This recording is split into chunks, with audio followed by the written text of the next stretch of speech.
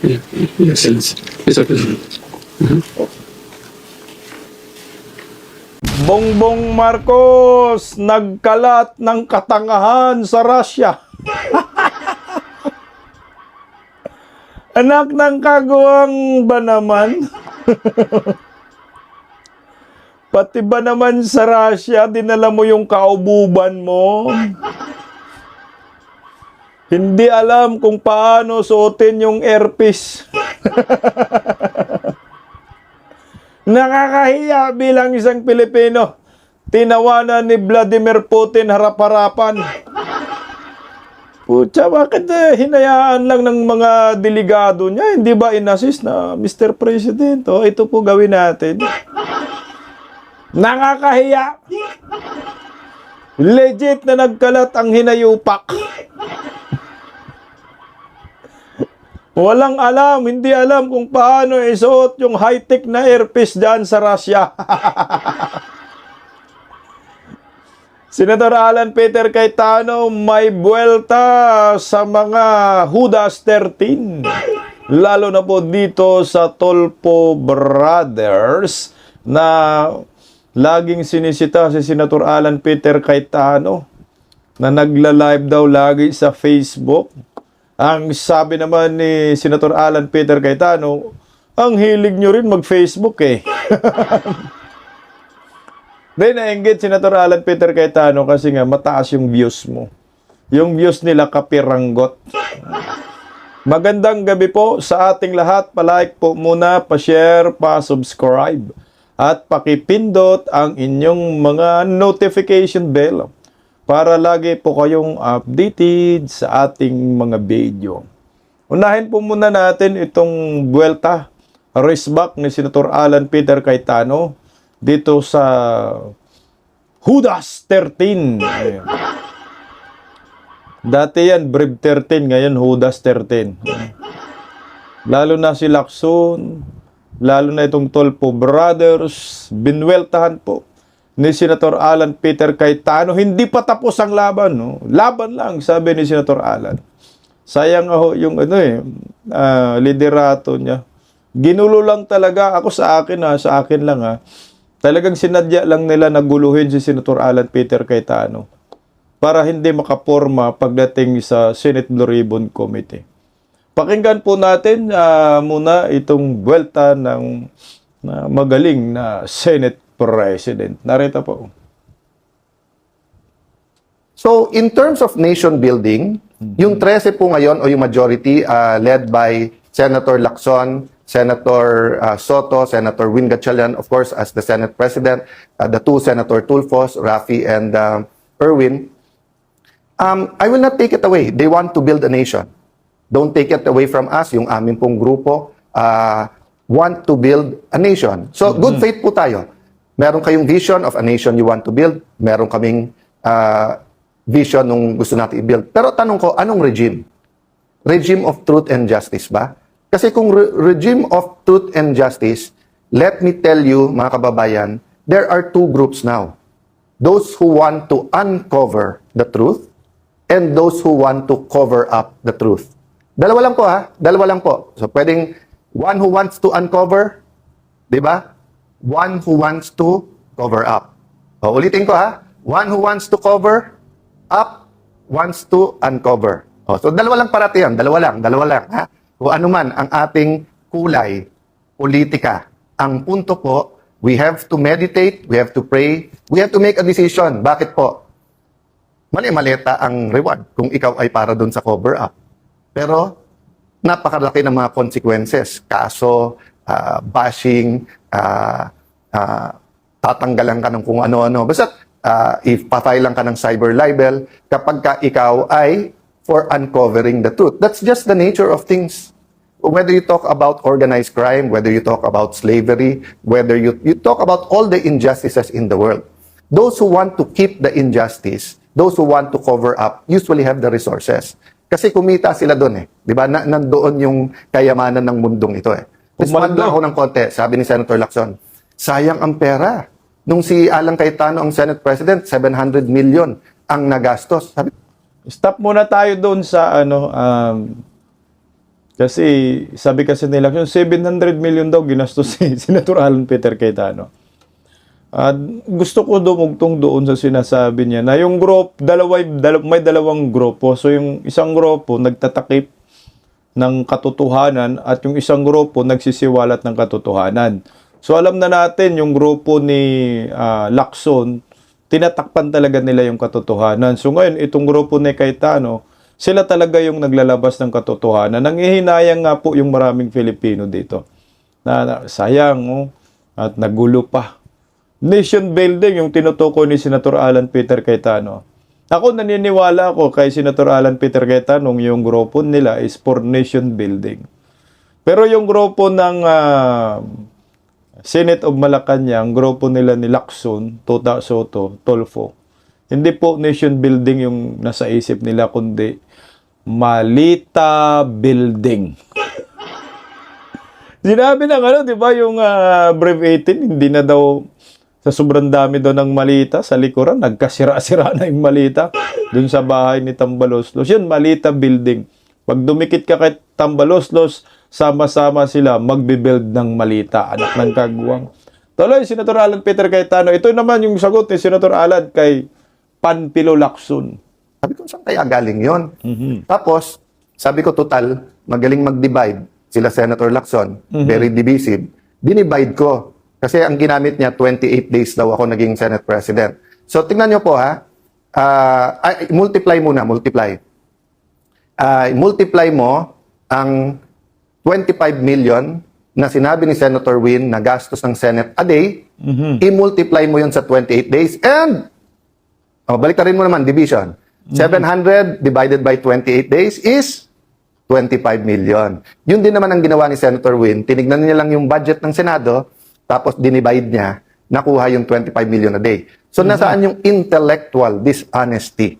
Nasaan ang pagtatago ng katotohanan? Simple lang po. Kahit sino po ang Senate President, 25 million a day ang gastos ng Senado kung ganun kasimple ang computation mo. Meaning, yung budget ng buong Senado divided by the number of calendar days. Di ba? So, may nabasa po ako, sorry, nakalimutan ko kung sino mismo nagsabi. Sabi niya, statistics is like a bikini. Ulitin ko ha, statistics is like a bikini. Why? What it shows is very revealing, but what it hides is essential. So makikita nyo po, ni-reveal niya, parang pang-intriga, di ba? Kasi magaling naman talaga sila mang-intriga eh. Nagte-take turns lang naman po, si Raffy Tulfo, si Erwin Tulfo, si Senator Ping Lacson, tapos yung iba sa grupo nila, yung tag team lang yun, para kayo naman mang-inis kay Alan, kayo naman magkalat ng hindi totoo, kayo naman magkalat ng ganito, palabasin natin ang gulo-gulo, di ba? Again, ano yung intent? Para hindi malaman ang buong katotohanan tungkol sa korupsyon sa ating bansa. But let's be intellectually honest. Whoever was SP nun, ganun din ang gastos. Question. Pero bakit sila one day may napasa? I challenge all the congressmen and senators. 1998 pa lang, congressman na po ako. Naging konsyal po ako for a short while po, vice mayor. Naging member po ako ng House of Representatives. 4 na term po, 4 na term. Pangatlong term ko na po ito bilang senador. I was privileged, no? God honored me by allowing me to be speaker, and then for Senate President, kahit maikse. Kahit sino daw, yung Senate President, may gastos talaga daw na ganun. So, yan ang maliwanag. So, hindi parang ginastos ni Senator Alan Peter Cayetano kung saan-saan lang. Siguro, mga gastusin ng buong Senado, mga utilities, lalo na sila, pahiring mga session sila, na 12 lang. No? At lahat sila yan, hindi lang kay Senator Alan Peter Cayetano gastos, buong Senate yan, buong senador. Ito, tuloy po natin, Senator Alan Peter Cayetano. Maikse, I challenge lahat ng congressman, senador. Prove me wrong.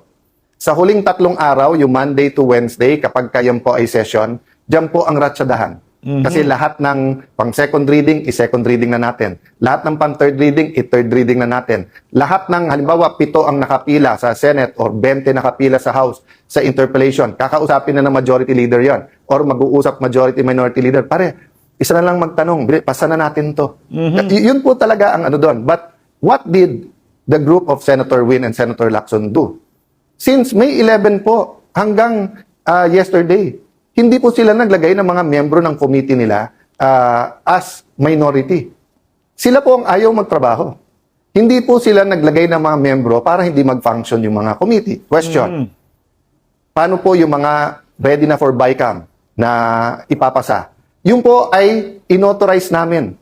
Tatandaan nyo po, May 13, yung pong inatake ang Senado, yung pong sa NBI na sinasabi lang ngayon na halatang halata na ngayon ay part ng kanilang plano na sa aming binibintang. Alam nyo po ba na the next day po ay meron pong BICAM tungkol sa voucher system sa DepEd.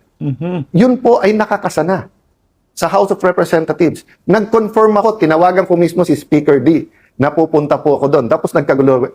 Kinancel nila po yun. Kung hindi ako nagkakamali, si Senator Bam Aquino ang chairman nun, ang magpapatuloy nun. Meron, napakarami pong hearing. Yung hearing si Senator Pia tinuloy. Yung kay Senator Pangilinan, nagtanong naman siya sa floor, pero sunod-sunod na batiko sa iba't ibang mga pahayagan at online, kawawa daw yung farmers, dumating po sa Senate, tapos pagkatapos hindi pinakinggan. Kawawa po talaga kasi nagamit sila. Kasi pwedeng ituloy ang hearing. Hindi nila tinuloy. So yung sinasabi po nilang hindi nagtrabaho, waling-waling po yun. No? Walang katotohanan, panay kasinungalingan. No? And that's why yesterday po, ang main na inuna nila ay isang bill na maganda, na gusto natin lahat, na walang Ang joke nga namin, naalala nyo yung 1990s, yung pag tinanong ng bata na, anak, parang wala kang ambisyon. What's your plans? At sasabihin ng anak, ang plans ko, mami, may santagita, may gumamela, may orchids. Kasi plants pala yon, hindi plans. So, nung tinanong yung majority, what's your plans for the special session? Waling-waling pala, di ba? So, huwag na tayong maglokohan. Yung kahapon, kasi may 13 na kayo, at gusto nyong palitan ang Senate President kasi gusto nyo, tuloy-tuloy na yung impeachment at ang gusto nyo, grupo nyo ang magdikta ng tempo through the presiding officer. Tama ka dito, Senator Alan Peter Cayetano, kasi nga special session. So yung special session po na sinasabi nila, yung naipasa nilang panukala ay yung waling-waling, na yung National Orchid daw ay tatawaging waling-waling. So yun lang yung nagkaroon ng special session dahil sa waling-waling. Pero nga, ang sabi nga ni Senator Alan, ang purpose nun, palitan ako para makontrol nila ang impeachment at sila ang magpe-preside. So yung presiding officer na po ngayon ay na-elect na po si Chis Escudero, abogado.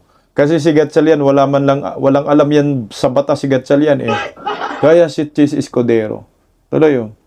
That's been very clear to us from the start. Diba? Nung February pa, nung ipwesto natin si Senator Loren Legarda bilang Senate President, yun ang sinabi, hindi sila papayag dahil impeachment ang importante. Pero number 2 lang pala yung impeachment. Ang number 1, yung cover-up dito po sa flood control at napakarami pang iba. Kaya, ang message ko kay Senator Lacson, simple lang. Gusto mo, tumahimik muna ako, meditate, pray, ikaw din. Pero, Senator Lacson, napakahaba ng iyong career. Nakilala ka bilang nag-expose, nakilala ka na sinusundan mo yung ebidensya. Of course, there have been many issues also regarding you, your family, pero yung businesses nyo. Pero, sinantabi ng Pilipino yon kasi magaling ka mag-imbestiga eh. Pero ngayon, bakit? Panay comment mo na lang sa mga witnesses, pero ayaw mong humarap sila sa committee. So, ako hindi ko sinasabi na lahat ng witnesses na to, former Marines, mga bodyguards, mga former military, active military yung iba ha, na naging security. Hindi lang ni former congressman and head of the Appropriations Committee ng House na si Saldico. Marami pa po dyan kasi alam naman po natin na parating may security naman po ang ating mga congressman, senador at mga sekretary, di ba? Alam naman po natin 'yon. Alam natin hindi sila pipit bingi. So anong mawawala na may hearing na fair at pakinggan? Pero in the meantime, inuubos kami. Di ba? Kaya ang susunod daw, si Senator Marcoleta. Di ba? So I will, and then si Senator Bongo. So, I wanna honor Senator Bongo, Senator Bato, Senator Marcoleta, Senator Jinggoy. Bakit? Before May 11 po, nung nag-usap-usap kami, in fact, nagkita kami May 10 eh. At bago ko mapagharap-harap po ang 12, wala po si Senator Bato noon, nagsabi na po kaming lahat, nadadaan tayo sa pagsubok na to at may magsabi na lang pag hindi na kaya. Pero napakarami nagsabi nun, kulong na kung kulong, harapin na natin kung ano to, etc. O walang hiwalayan tayo, grupo tayo. So I'd like to honor those who are in the front line. Kutya, no, bago pala nila sinungag si Tuta Soto, parang nagkaroon sila ng blood compact, kaya siguro lumabas yung sinabi ni Camille na kung sino yung kakalas sa ating 13 ay mas masahol pa kay Judas. So sabi, kulong daw kung kulong. So yung nagsabi lang nun, siguro yung naisa puso lang yung sinasabi, kulong na lang tayo kung kulong. Basta lumaban tayo sa katotohanan. Siguro si Jinggoy Estrada, no? Kasi nagpakulong talaga si Jinggoy, nanindigan. Pero si Joel Villanueva at si Escudero natakot makulong. Kaya nagiging Judas ang mga hinayupak. Diyos ko. Balik ako dun sa kay Panpilo Lacson. Alam mo to si Lacson, talagang bayot talaga, no? Isipin mo yung pagkakilala natin kay Lacson. Nag-i-expose ng mga katiwalian, may pinangalanan. Diyan siya magaling eh. Pero walang kinakasuhan. At tumahimik siya sa flood control. Bakit tumahimik ka, Lacson? Bakit hindi ka nag-imbestiga? 9 months pinatulog yung Blue Ribbon.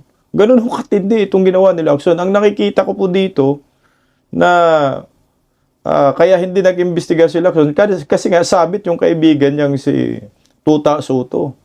At baka siya, 4 man ang malita, 5 daw kay Tuta Soto na malita, siguro hati sila doon. Or kay Tuta Soto 3. Sa kanya 2. Sabi ni Tuta, huwag kang mag-blue ribbon. Ngayon, pag mag-blue ribbon ka, sabi tayong lahat. Kaya ngayon, sabi nga ni Erwin Tulfo, wala na daw blue ribbon committee hearing. Mukhang interesting yung sinabi ni Senator Alan Peter Cayetano. Ikaw nga yung may mga negosyo ka, nakalimutan ng tambayan, yung Boy Cemento. Kaya nga pinangalanan siyang Boy Cemento, may kontrobersya siya na putyang ina, hindi nagbabayad ng tax. No? Nagpapapasok ng semento, smuggled na semento ba yun? Hindi dumaan sa tamang proseso, walang tax, palusot sa Bureau of Custom. Malaking kontrobersya yun, nakalimutan ng taong bayan yun. Pero tayo hindi po natin makalimutan yung hinayopak, kaya Boy Cemento. Ito yung mukhang nag-blood compact pala sila, kaso may bumigay, nag-iba yung laban Tuloy, Senator Alan. No, I'd like to honor those who held out, di ba? But ang problema kasi, nagbago yung laban From just having a platform sa Senate para para fair yung ating impeachment, para makapag-focus tayo sa economic crisis, at para lumabas ang katotohanan, nakita na namin kung gaano kalaki ang skandalo at yung corruption na to Ongoing to Yung sasabihin nila na wala nang nakawan ngayon, tell that to the Marines. Nagbabago lang. So, ang tinitingnan pa lang po natin, 24-25 budget. Yung 26 budget, may nagsasabi ba na napaka-inosente yan? Wala rin mga sinaksak dyan? O going back, 2023 budget, ang sabi po ng mga ex-Marines, 2022 pa lang may deliveran na Tapos, hindi lang DPWH yan. Meron din yan po sa farm-to-market roads. Meron din daw sa school buildings. Meron silang binabanggit na noong 22, 23, BIR. So, napakarami po. Alam naman na po natin na may corruption. Again, don't get me wrong. What I'm looking at is the systematical robbing blind our people in the last few years. No? There are 2 systemic na pagnanakaw. Di ba? Yung sistema natin sa Pilipinas na may papel ka, kailangan may lagay. Di ba? So, 3 natin kailangan tignan. Yung una, yung day-to-day corruption. Na parang walang mastermind yon. Yung wala kang plaka, hinuli ka, penging 1,000. Yung nahuli ka, walang driver license, penging 1,000. Magpa-file ka ng business permit, 20 lang dapat mo bayad, penging 5,000. Diba? So yun, we will deal with that, and we're dealing with that, and citizens are dealing with that, churches are dealing with that, business groups are dealing with that. Pangalawa, yung systemic, yung nasa Pilipinas, yan ang kalakaran. So we have to deal with that through values, through systems. But I'm talking about the systematic and continuing robbing us blind now and using the last bastion, which is the Senate, not only to be the rubber stamp, but to be their mouthpiece para maraming issue para hindi tayo tumutok dito. So that's the sad thing. Pero hindi natin pwedeng ilihis ang usapan. So in behalf of the senators I represent, Stop muna tayo doon, Senator Alan Peter Cayetano. Gusto ko lang dumugtong doon sa sinasabi niya na ang pinag-usapan pa lang natin 2023, 2024, 2025. Pero ngayon 2026, may corruption pa rin. Ako naniniwala ako na mayroon ang korupsyon, nagpapatuloy pa rin, nag-iba lang sila ng diskarte. Siguro hindi na po sa flood control. Yung budget ngayon, taong 2026, ang laki-laki ha. Magkano ba budget? 7 trillion? Almost 7 trillion yung budget. Nasaan na? Ano nang nagawa dun? May eskwelahan na ba nagawa? Anak ng kagwang. Nasaan na yun? Yun ang hahanapin natin. Tapos nagbenta pa ng mga government assets. Nasaan na yung pera? Bilyon-bilyon. Umutang pa ng bilyon-bilyon sa ibang bansa. Baon tayo sa utang. I think pag nag-update ngayon, magkano na ba utang ng Pilipinas? Baka nasa 20 trillion na. My God! Ganong katindi, walang nagawa eh. Ako sa akin, naniniwala ako yung mali-malita, tuloy pa rin yan ngayon. Siguro, nag-iba lang ng... Iba naman ang Speaker of the House ngayon, si Boji D. So si Boji D, kontrolado yan ni Marcos, kontrolado ni Sandro Marcos. Sino yung General Appropriation Chairman ngayon? Diyan sa House. Malamang. Yan ang gumagawa ng mali-malitang delivery na naman. Diyos ko, ang bayan natin ngayon ay napalibutan ng mga kawatan. Pero ako, pasalamat lang ako kasi merong isang Senator Alan Peter Cayetano ha. Ilan na bang Senate President nagdaan ngayon under Marcos admin? Kasama yang si Gatchalian. Una si Chis Escudero, di ba? Hindi si Mig Sabere, Chis Escudero, Tuta Soto, Senator Alan Peter Cayetano, Win Gatchalian, 5 na, pang-5 si Win. Sa lahat po ng Senate President ngayon under Marcos admin, Senator Alan Peter Cayetano lang ang hindi nagpadikta sa Malacanang. Kaya nga ginago siya, ginulo. Kaya nga pilit siya kinaladkad dahil hindi yumuko sa Malacanang. At alam nila, anti-Marcos si Senator Alan Peter Cayetano. Trinarbaho ng executive. Trinarbaho ng mga bataan ni Bongbong Marcos gamit ang isipin mo, National Bureau of Investigation, PNP, DILG. Sanib puwersa sila para guluhin ang Senado. Nagpadala pa ng puwersa ng NBI, nagkaputukan pa. Ganun katindi yung ginawa nila kay Senator Alan. Sa almost 1 month ni Senator Alan Peter Cayetano, ginulo lang ng ginulo si Senator Alan ng grupo ni Tuta Soto, grupo ni Panfilo Lacson, kasabwat ang Palasyo de Polvoron. Yan ang maliwanag. Bakit nila ginawa? Para mapagtakpan ang katotohanan, para hindi magkaroon ng Senate investigation patungkol sa flood control na nagsisiwalat itong mga ex-Marines. Yan talaga ang ngari nila. Pangalawa na talaga yung impeachment. Kasi dito sa flood control, dito talaga sila sasabit. Kasi nga, hindi lang naman pala flood control yung mga isiniwalat ng Brave 18, kundi marami pang korupsyon. Mayroon din sa eskwelahan. Ako, naniwala ko sa eskwelahan talaga yung mga classroom. Kasi sinabi na rin niya ni Vice President Inday Sara Duterte na talagang sa classroom pinipilit siya pinapirma ng mga buhaya, ayaw niyang pumayag. Kaya ang lumalabas ngayon, ilang classroom lang. 1 taon, 22 na gawa. Diyos ko, yan dapat maimbestigahan din po yan. Tuloy, Senator Alan. In behalf of the people praying for us, in behalf of students, farmers, healthcare workers, OFWs, seafarers, na sinasabing, boss, may pag-asa pa ba ang Pilipinas? Boss, boss, hindi kami nawawala ng pag-asa. Huwag niyo kaming bossin, kayo boss namin. Ilan politiko na dumaan na kayo boss? You do not cover up from your boss. You tell the boss the truth. If you tell your boss lies, he will fire you and even put you in jail. Diba? Pero ngayon po hindi. So may dalawang boss. Boss ng cover up at saka yung boss ng gustong mag-uncover. Please meditate on that. Handa po tayo. So dati ang capacity po natin bilang Senate President at mga kasama ko bilang mga chairman ng mga committees, gagamitin natin as a platform yon for the truth. Hindi para usigin or i-persecute ang kahit sino. Iba ang prosecute, iba yung persecute. Hindi po. We were going to use that platform. O nakita natin in less than 40 days kung paano inuga ang mga pundasyon ng Senado at inuga ang pundasyon ng ating mga institusyon at paano pinunit ang konstitusyon para lang matuloy yung cover-up. Now, we will have other platforms, other venues. And one of this venue is Facebook. So, ito lang ang tanong ko sa mga pamilya ko sa Facebook. Bakit si Senator Lacson at yung Senator Raffy Tulfo, Senator Erwin Tulfo, na gumagamit din naman sila ng Facebook, na tignan nyo nga sa Senate, bawat salita, tumingin lang ng ganun, gumanon, may sumusunod sa kanila, di ba? O, tapos, makikita mo, pati kay Senator Lacson, yung angal ni Senator Marcoleta, pati sa CA, kahit anong committee, ini-edit, pinapaganda yung itsura, di ba? Yung sa NBI, hindi ko lang totoo ba yun, yung talagang nag-ayos nung hearing. Or, everyone is aware that it's not only mainstream, meron din social media. Ba't kayo galit na galit pag nagpe-Facebook ako? Ang hilig nyo rin mag-Facebook. So, sasabihin nyo, hindi, kasi mas maraming nanonood kay Alan Cayetano kasi nagsasabi ako ng totoo. Correct. Hindi naman parating mas maraming nanonood sa akin. Bakit last year ba? Mas maraming nanonood sa iyo. Rafi at Erwin Tulfo. Problema, nabuko kayo na may tinatago kayo. Di ba? O hindi lang sa sarili, para pati din sa Malacanang. So, walang perpekto sa atin. But it's time for real change. So, yun ang hinihingi ko mga kababayan. Huwag po tayong susuko. Huwag po tayong manghihina.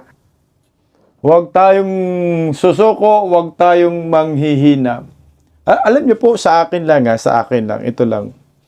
Bakit ba ginawa nila ng issue yung pagla-live ni Senator Alan Cayetano via Facebook? Iyan na po yung new normal ngayon. Noon kasi, kung meron kang naramdaman, no, hindi mo may labas agad noon. Lalo na pag ikaw isang public servant, kailangan mo pa magpatawag ng mga media. O, punta kayo dito. Meron na akong sasabihin. So, gagastos ka pa. So, ngayon kasi bilang isang Senate President, isa tingin niya, dito ako magkiklik. Dito ako, ang tawag dyan, okay na mag-Facebook Live ako para maiparating ko sa taong bayan ang lahat ng aking sentimento at hinanaing kung ano po ang nangyayari ngayon sa ating bansa at sa Senado. That's new normal. Wala dapat yan parang sitahin panay ka Facebook Live. Mas gusto nga ho natin yan. Ako sa akin. Mas mabor po ako sa isang public servant na lagi po siyang nag-Facebook Live basta ang pinag-uusapan patungkol sa bayan. Ina-update tayo niyan. Di ba ho? Kasi gusto natin ng transparency. Madali lang naman magkaroon ng magbato ka ng impormasyon ngayon dahil may mga cellphone naman tayo. Ito po yung new digital age ngayon. Magla-live ka lang, may cellphone ka lang, pwede ka nang magsalita. That's part of freedom of expression. Yun yung pamamaraan ni Senator Alan Peter Cayetano para mapalapit siya sa mga tao. Tingnan mo, anong sabi niya? Hindi ko kasalanan kung maraming nanonood sa akin.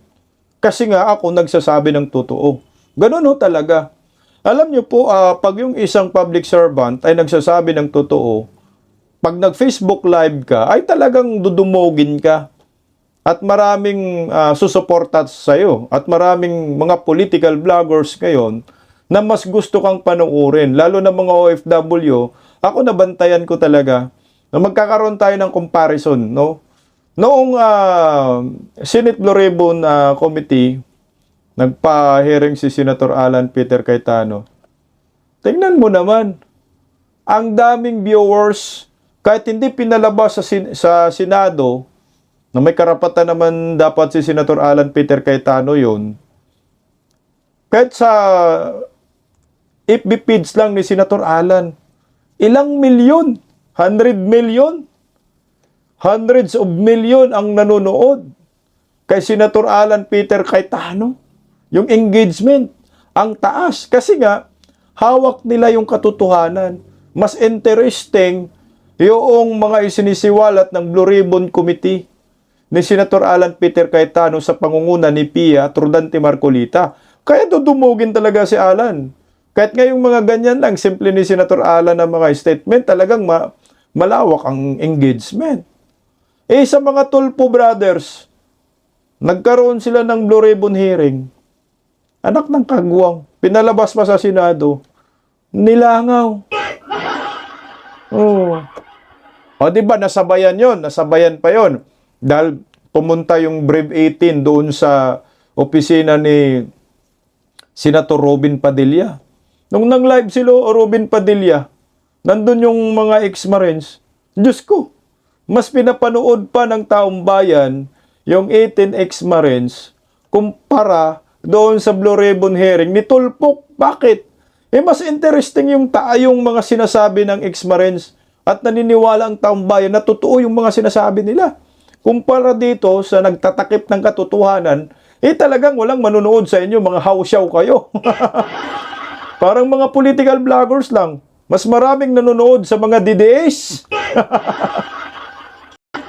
Kumpara sa mga ensaymada vloggers. Kasi nga tayo, nagsasabi tayo ng totoo. Kung ano yung nasa thumbnail natin, yun ang pinag-uusapan natin. O, kagaya nito, Senator Alan Cayetano, sa Tulfo Brothers. Oh, ang hilig nyo rin sa Facebook, totoo naman, sinabi ni Senator Alan.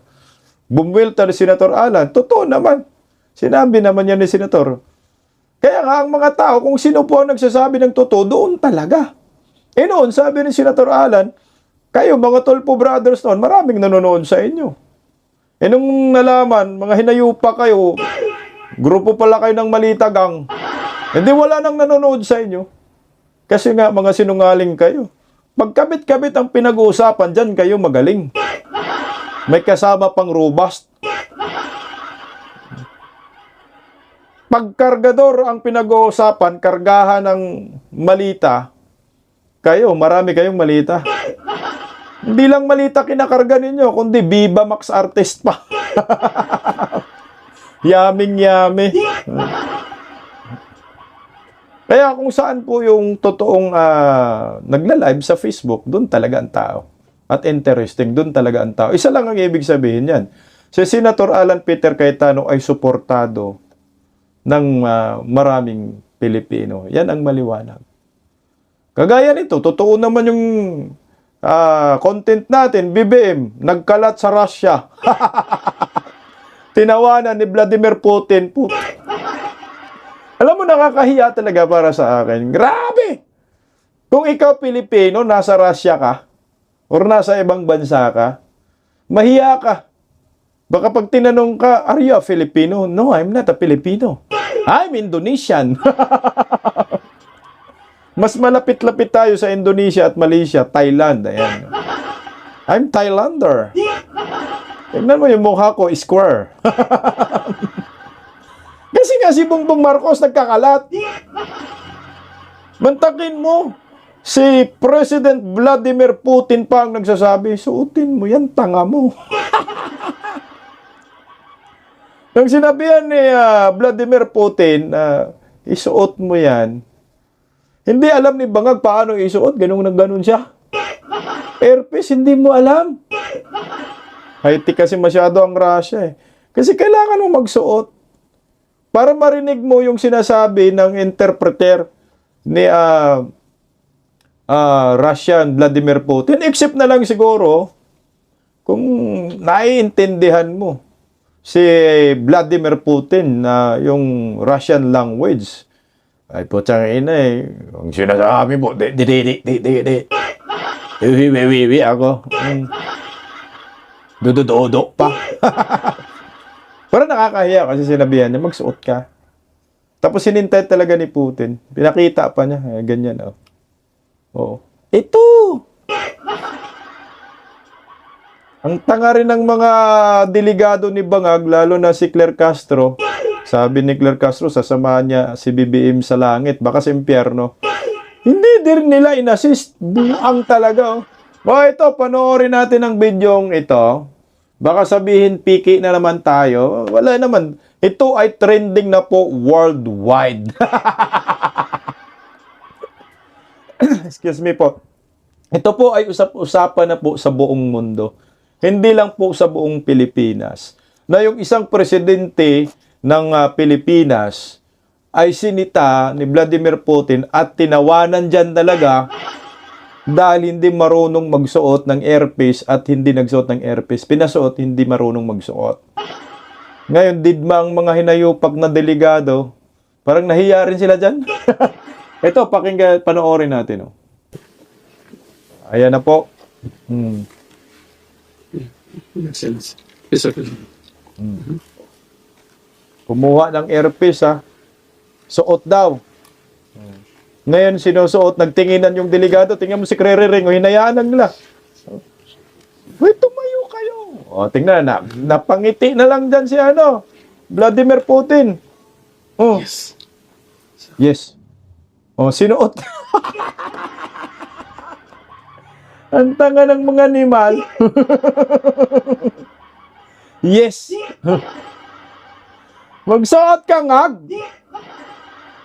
Di kayo magkaintindihan ni Vladimir Putin dyan, ngag. Yes. Hindi ba nakakahiya yan? Presidente ka? Tangin ng airpiece, hindi ka marunong magsuot niyan. Kasi high-tech dyan sa sa Russia eh. Hindi siguro kasi akala siguro na itusok niya ng ganun. Pag ganun yung airpiece ba, ang mahungang, tingnan mo yung delegado ni Bangag, oh. Tingnan mo, oh. Makes sense. Yes, sir. Oh. Oh. Oh, putang na, Chucky Clear. Sinilip lang nila si Bangag. Akala ko ba, Chucky Clear, sasamahan mo si Bongbong Marcos sa impyerno? Eh, yung airpiece nga lang, hindi mo ma-assist. I-assist mo. Ano si Chucky Clear, oh? Ang presidente nagkalat sa Russia. Umani po yan ang samot-saring batikos. Lalo na ang balita ngayon, antindi ng nila eh. Antindi ng binahanat niya dito eh. Alam mo, pinatamaan dito si Chucky Clear. Ang sabi dito sa balita ngayon, Putin, ipinaalala kay Marcos Jr. ang airpiece. Nag-viral sa social media ang isang sandali sa pagpupulong nina Pangulong Ferdinand Marcos Jr. at Russian President Vladimir Putin sa Kazan, Russia. Matapos mapansing wala pang suot na translation airpiece ang Pangulo bago magsimula ang bilateral meeting. Tangina, magsisimula ang bilateral meeting, hindi ka magsuot ng airpiece. Paano kayo magkaintindihan niya? Akala siguro sanay, hindi sanay magsuot ng airpiece, sanay ito sa pulburon. Sa kumakalat na video, makikita itinuro ni Putin ang airpiece na tila paalala kay Marcos Jr. na isuot ito. Ilang sandali ring inayos ng Pangulo ang kagamitan bago tuluyan may isuot ng tama. Buang kabong. Dahil dito umani ng iba't ibang reaksyon online, ang naturang tagpo kung saan napansin ng ilang netizens na tila nahirapan muna si Marcos Jr. sa pagsuot ng airpiece habang naghihintay ang mga delegado ng magkabilang panig. Ang pulburon yan, mabilis. Airpiece. Natawa tuloy ako, naalala ko noon na meron ding delegado na, I think sa Amerika, yung may high-tech ba na teleskopyo ba? I think balikatan ba yon? Binigay kay Bangag yung telescope. Nung sinuot ni Bangag, baliktad na ganun. Sabi ng parang media ba yung nagsabi? Sabi, sir, baliktad yan. Ibaliktad mo. Yung binaliktad niya, imbis, nakaganon, ganon dapat, diba? Nakaganon, nakabaliktad. Nakaganon. Sabi na, ibaliktad mo, sir. Binaliktad niya, pero hindi ganon. Binaliktad niya, binaliktad ng pagganon. Tanginumin talaga, dinala pa dyan sa Russia. Tapos ito, sinita siya ng ito magandang criticize ng ang balita ngayon. Ito. Ayan, kay Chucky Clear. Ang sabi dyan ang balita ngayon, Claire Castro, hindi man lang tumayo upang tulungan ang kanyang amo.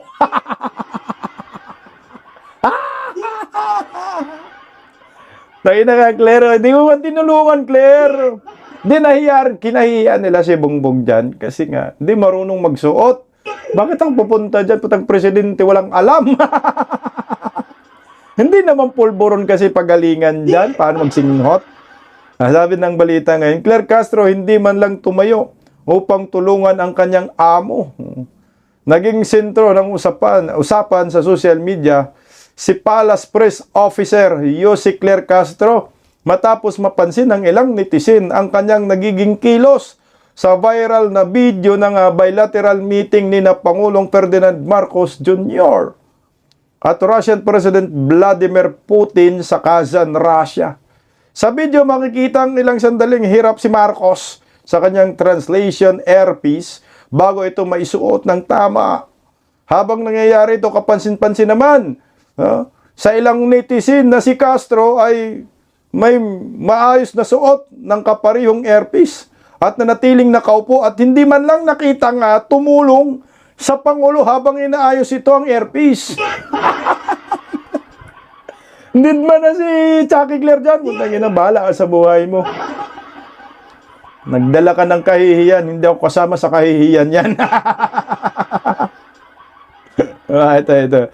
Lalo pang umani ng atensyon ang eksena matapos mapansing tila si Putin ang nagpakita o nagpaalala tungkol sa paggamit ng earpiece bago tuluyang nagsimula ang pagpupulong ng dalawang leader. Nakakahiya nga eh. Mas concerned pa si Putin. Natawa pa si Putin dyan. Putin, Pangulo dito, walang alam. Dahil dito may mga netizen ang nagtanong kung bakit wala umanong miyembro ng Philippine delegation na agad umalalay sa Pangulo sa gitna ng naturang sitwasyon. Wala pang opisyal na payag si Castro hinggil sa komentong lumitaw online. Didma kasi si Claire Castro. Kasi nga, sabi ni Claire, ay, nakakahiya. Alam niya yan, nakakahiya naman to. Alam ba't ang Pangulo natin walang alam? Tabla ka rin, Claire, walang alam. Dapat yan, is OP yan. Pag mga ganyang sitwasyon, alalayan nyo yung Pangulo ninyo, yung amon nyo, yung boss nyo yan. Busabos, sabi ni Senator Alan. Lalo na nung nagsalita na si Bongbong, naku, hindi sila nagkaintindihan ni Vladimir Putin. Ay nga mo, Diyos ko, nakakaya, nagdip-dip eh. Ay, nakabuhay. Panoorin natin yung dip-dip ni Bongbong. And as you have mentioned, Your Excellency, there are many potential areas that I think we should that's still open to explore. And I think that the present level of trade, although it is steady, I think that there is a great deal more that we can do. We note that during Di ba si Putin, gano'n na si Putin sa kanya. Da. Siguro yung translation, yung translator din, ginaya rin si Bibim, da. Ay, gano'n yun. Nasa kung ano yung sinasabi ng isang personality, tapos ikaw translator ka. Gaganon yun, pag-uutal din, ginagaya, da. Nanginumin, pati pang utal-utal, dinala pa sa Russia.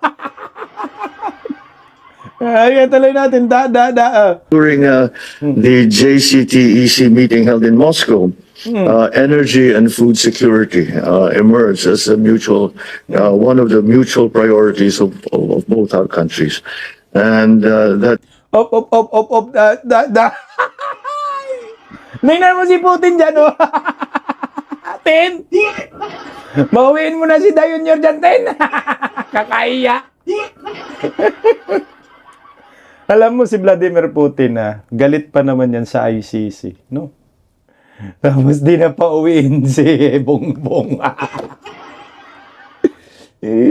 Umaanib kayo sa ICC, ngayon arestado kayo.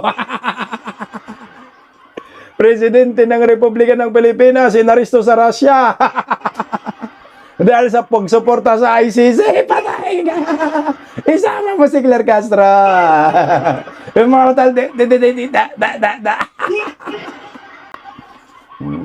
Sir, Presidente Vladimir Putin, paristo mo na yan si BBM. Ano yan? Kasabot na ng ICC. Di ba? Mga wanted yung ICC sa Russia. Tapos si BBM, ICC sympathizer, mukhang hindi makauwi daw. Ayan po bayan ang kahihiyan na idinulot ni Bongbong Marcos para sa bayan, anak ng kagwang. Pumunta ka sa Russia, kinaladkad mo sa kakahiyan ang sambayanang Pilipino. Swerte kung makauwi ka pa. Yung aristoin ka. Dahil ICC sympathizer ka, patay iyak.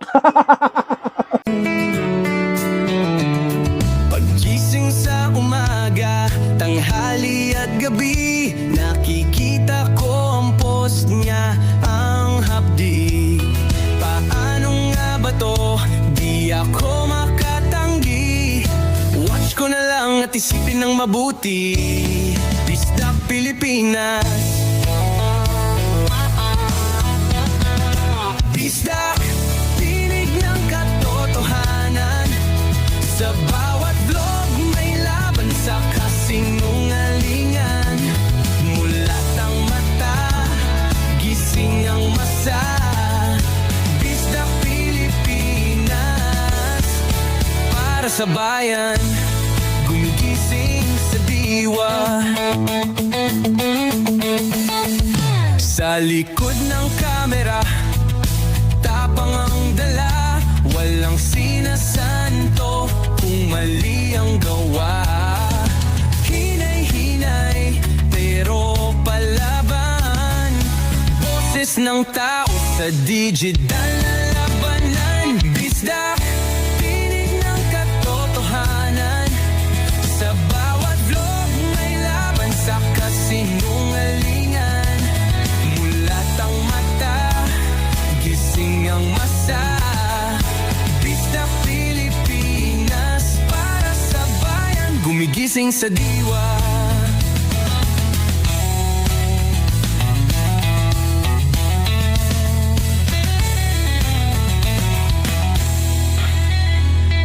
Hindi artista, hindi politiko, pero ang katotohanan, sigaw niya ay buo.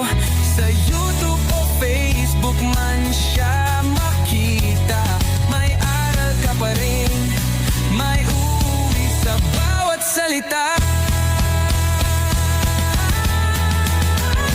Bisdak, gising sa katotohanan. Di lang kwento, kundi panawagan. Sa bawat Pilipinong naghahanap ng liwanag. Bisdak Pilipinas, kasama sa pagbangon ng bayan. Bisdak Pilipinas, boses ng masa. Gising ang diwa. Sa vlog mo, may pag-asa.